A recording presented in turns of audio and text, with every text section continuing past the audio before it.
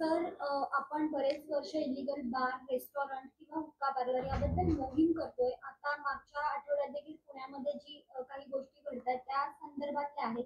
विधानसभेत देखील तुम्ही हा प्रश्न उपस्थित केलेला होता. नेमकं याला यश येत नाहीये, काय धागेदोरे आहेत? काय होतंय नेमकं? कारण ठाण्यात देखील अशा केसेस आता वाढताना दिसू लागल्या.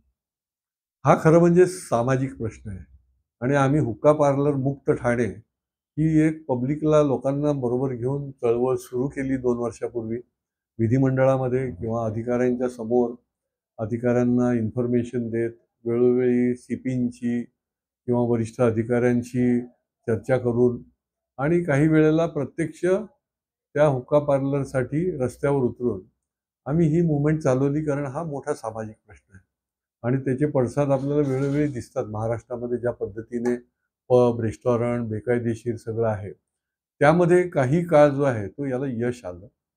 आपण जे म्हणताय तसं नाही आहे. त्याला यश आलं. जवळजवळ 70-75% हुक्का पार्लर या शहरामधले पूर्णपणे बंद होते. परंतु ही ज्याला म्हणता येईल की कंटिन्युअस प्रोसेस आहे, की याच्यामध्ये लोकसहभागातून आम्हीही सतत ही चळवळ चालू ठेवायला पाहिजे आणि पोलिसांनीही त्या निमित्ताने त्यासाठी कायमस्वरूपी यंत्रणा तिथे चालू ठेवायला पाहिजे. पण ती शेवटी होत नाही.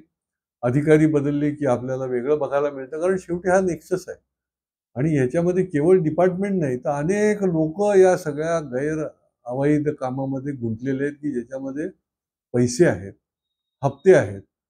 काही अधिकारी खूप चांगले आहेत, त्यामुळे जे अधिकारी चांगले आहेत त्यांच्या पोलीस स्टेशनमध्ये कुठेही आपल्याला बघायला मिळत नाही हुक्का पार्लर किंवा अशा प्रकारचे बेकायदेशीर पब.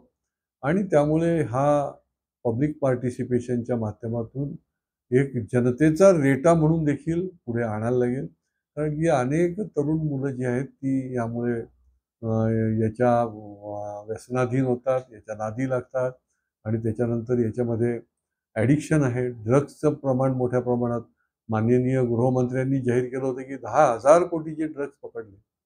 ही फार मोठी कारवाई खरं म्हणजे सरकारने केलेली आहे. उत्तम कारवाई केली.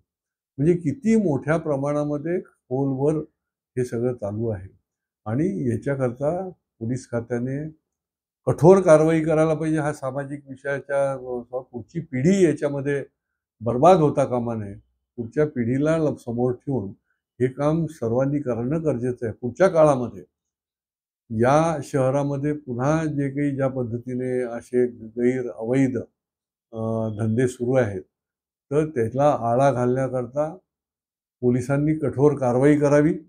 अन्यथा सनदशीर मार्गाने आम्ही देखील योग्य पद्धतीने योग्य वेळेला अशा अवैध ठिकाणी जाऊन थांबू आणि त्या ठिकाणी ती कारवाई करायला लावू. सर, आपण जर बघितलं तर मागच्या आठवड्यात पुण्यात देखील हिट अँड रनचा प्रकार झाला होता.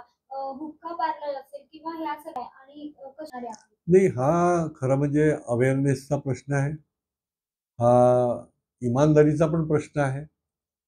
हा पालकांनी आणि विविध संस्थांनी देखील या मुलांना निरनिराळ्या माध्यमातून कशा पद्धतीने जागृती निर्माण करता येईल हा देखील विषय आहे, की ह्याच्यावर जर आपल्याला आळा बसवायचा असेल तर एका बाजूला यंत्रणेने कठोर, म्हणजे काही विषयामध्ये कुठेही कॉम्प्रोमाइज नाही असं जे आपण म्हणतो, की हा एक प्रकारे पब बेकायदेशीर चालवणं किंवा बेकायदेशीरपणे अशा प्रकारचं ड्रग्ज चालवणं हा राष्ट्रद्रोहच आहे जणू काही. अशा भूमिकेतून यंत्रणेने कुठल्याही आमिषाला बळी न पडता कठोर कारवाई करणं आणि एकदा जर धाक बसला तर कोणाची हिंमत होत नाही.